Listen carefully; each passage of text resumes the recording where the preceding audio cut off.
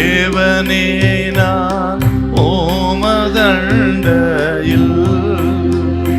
இன்னும் நெருங்கி சேர்வதே என் ஆவல் பூமியில்.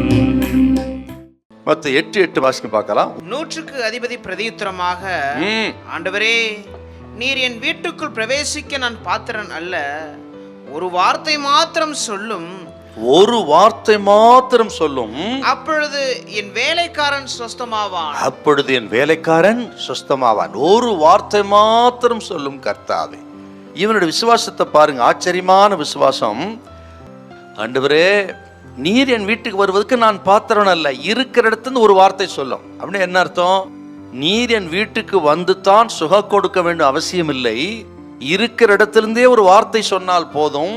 தூரத்திலிருந்து ஒரு வார்த்தை சொன்னாலே என் வேலைக்காரன் சுவஸ்தமாவான்.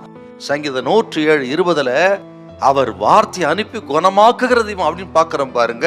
அதையும் விசுவாசித்தான் பாருங்க. இதை கேட்கிறவங்களுக்கு ஆண்டவர் சொல்லுகிறா, இயேசு அப்படி நம்புங்க, விசுவாசிங்க.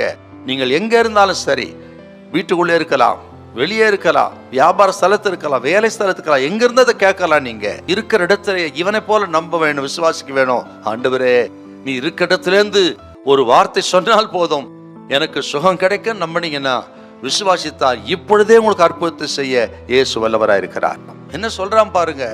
ஆண்டவரே, ஒருவனை போவென்றால் போகிறான், ஒருவனை வாவென்றால் வருகிறான் என்று இயேசுக்கு இந்த செய்தி சொல்லி அனுப்பினான்.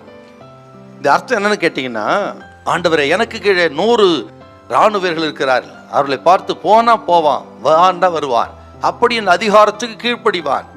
ஆனால் இந்த வியாதியை பார்த்து போ என்று சொல்ல எனக்கு அதிகாரம் கிடையாது. நான் அப்படி சொன்னாலும் அந்த வியாதி போகாது.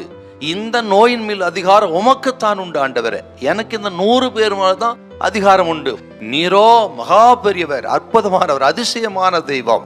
நீ சொன்னால் போதும், எந்த வியாதியும் போகும், எங்கிருந்து போகும் கர்த்தாவே என்று இவ்வளவாய் ஆண்டோடைய வல்லமையை விசுவாசித்தான் பாருங்க. இதை கேட்கிற உங்கள் ஒவ்வொரு பார்த்து கர்த்தர் சொல்லுகிறார், எப்படிப்பட்ட வியாதியா இருக்கலாம், வேதனையா இருக்கலாம், பிரச்சனையா இருக்கலாம், பல தேவைகளா இருக்கலாம், டாக்டரால் கைவிடப்பட்டிருக்கலாம், மற்றவர்களால் அற்பமா எண்ணப்பட்டு ஒதுக்கப்பட்டிருக்கலாம், ஒருவேளை மரண அவஸ்தையா இருக்கலாம், ஆக மரணத்துக்கு சமீபமா இருக்கலாம்.